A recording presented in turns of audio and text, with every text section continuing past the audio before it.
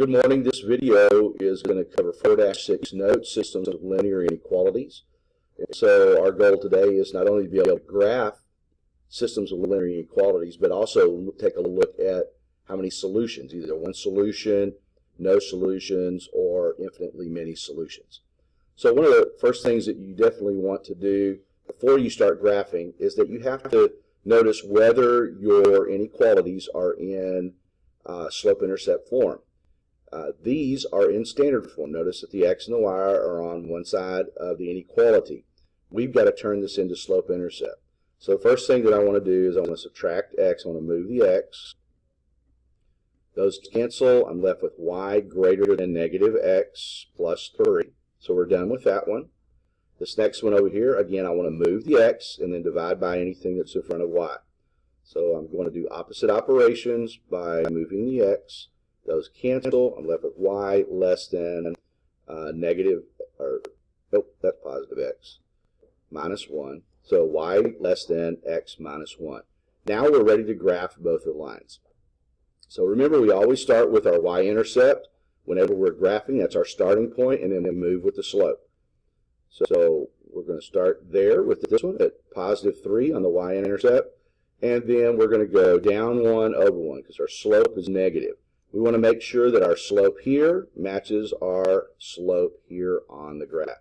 And so you can continue to go down 1 over 1, down 1 over 1, as far as you want to go. And then down 1, up 1 over 1, up 1 over 1, and so forth. Okay? And you're going to take your straight edge. Take your straight edge, and you're going to draw your line. But before you draw your line, you want to take a look and see what kind of line you're going to draw. If there is not an equal sign under the inequality, we're going to do a dashed line. So in this case, we're going to do a dashed line. So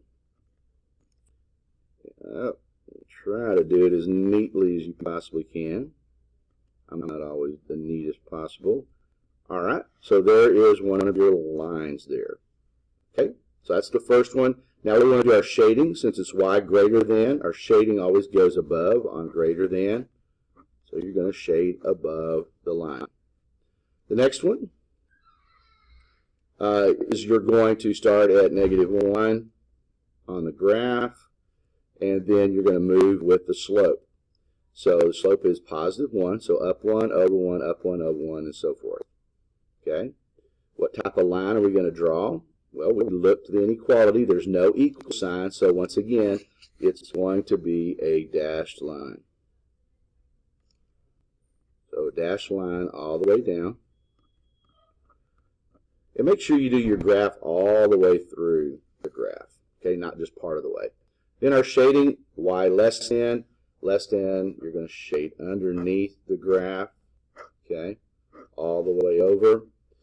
All right, so we're looking for solutions. Well, in a system, a solution is where the two graphs overlap each other. So notice this is the overlap area. Both graphs overlap this area. Even though this one's shaded down here, these are not solutions because both graphs are not overlapping. Same way with up here. We do have shading, but no overlapping.